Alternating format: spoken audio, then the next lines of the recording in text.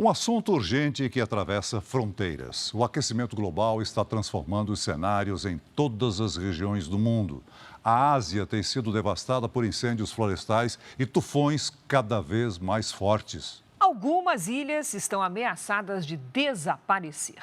Pesquisadores japoneses simulam o que poderia acontecer se a temperatura média subir 4 graus nos próximos anos.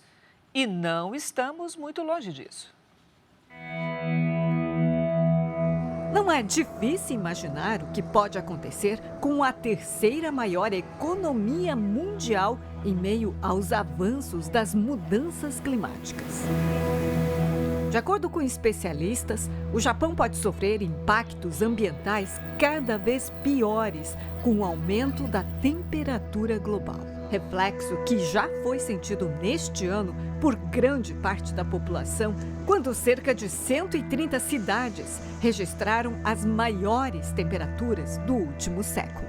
Na província de Fukushima, os termômetros voltaram a marcar 40 graus Celsius pela primeira vez em 8 anos, quase 10 graus acima da média. Diversos estudos científicos simulam o que poderia acontecer ao mundo se a temperatura média subir 4 graus até o ano de 2100. Uma das cidades mais populosas do mundo, Tóquio, por exemplo, teria quase 50 dias de calor severo por ano, com termômetros marcando mais de 35 graus. E os tufões seriam cada vez mais fortes e frequentes. Inundações colocariam em dúvida a vida em certos locais. O famoso bairro de Asakusa, onde estou, poderia desaparecer por causa do transbordamento do rio que cruza a região. A elevação do leito do rio também pode afetar outros bairros populares, provocando a morte de mais de 2.000 pessoas. Os tufões aumentariam a quantidade de chuva em mais de 30% num curto período de tempo. Cerca de 240.000 pessoas estariam sendo socorridas de ambulância em Tóquio, com sintomas de insolação ou hipertermia. Segundo o Centro de Pesquisas Ambientais do Japão, haveria uma redução de 90% na superfície da areia nas praias do país. A elevação da temperatura da água do mar afetaria a pesca e a venda e o consumo de peixe praticamente acabariam.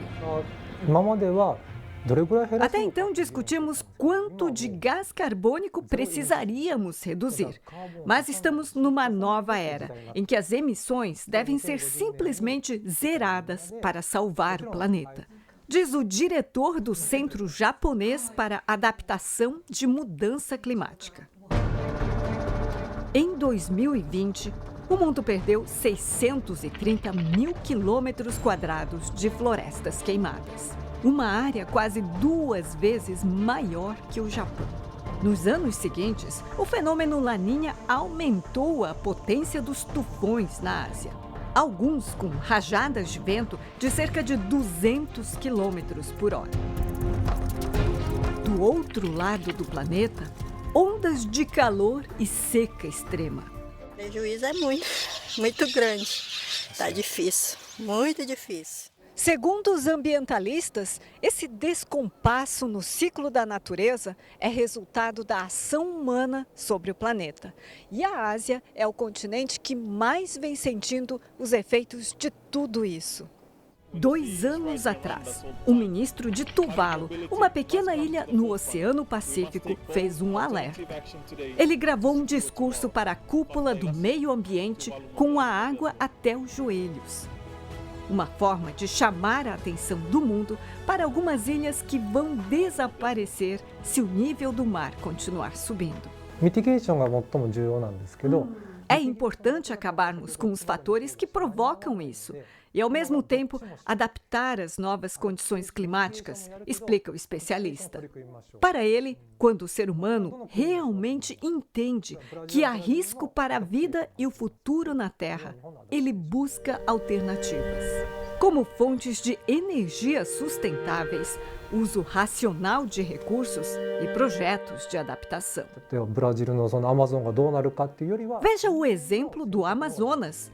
O que vai acontecer com ele depende da escolha de cada um. As pessoas podem tentar salvar o que restou, ou a vida estará seriamente ameaçada.